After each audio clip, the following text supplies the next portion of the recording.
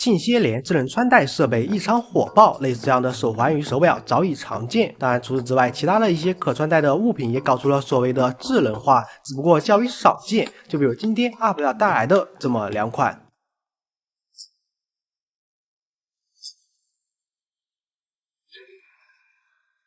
在 UP 手中的就是所谓不怎么常见的智能穿戴设备，两者一黑一白，一大一小。首先先来看这个大一点的，整体黑中带一抹绿的包装配色，辅以礼盒设计，可以说是颇具收藏价值。束上手，其本体圆环造型，很明显作为可穿戴的物品，这是一枚戒指，而可磁吸的充电线又在告诉我们，这是一枚智能戒指。只不过戒指作为装饰品，其最大的作用就是能够增加手部的魅力，而这玩意儿却黑不溜秋的，再加上表面不明所以的纹理，整体外观上有种将绝缘胶带给缠在手上的敷衍感。而它又智能在哪里呢？难道说它可以变身奥特曼？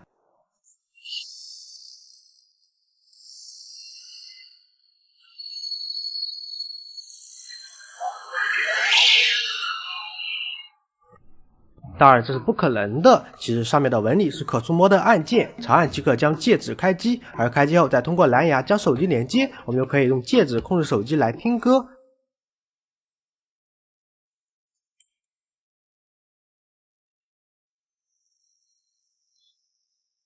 浏览网页，甚至是拍照。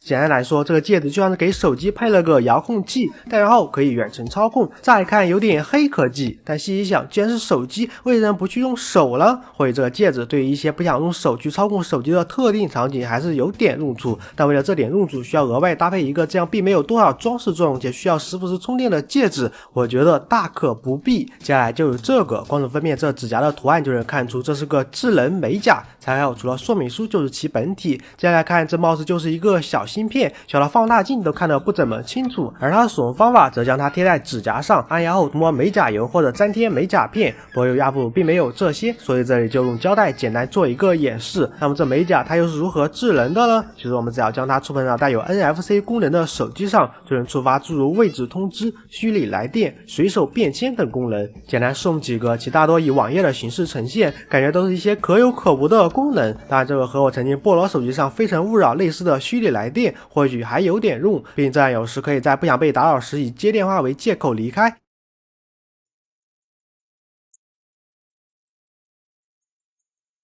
来电话了。但我仅仅为了这个功能去弄这种小到掉都有可能找不到的所谓智能美甲，我只能说是依旧颇具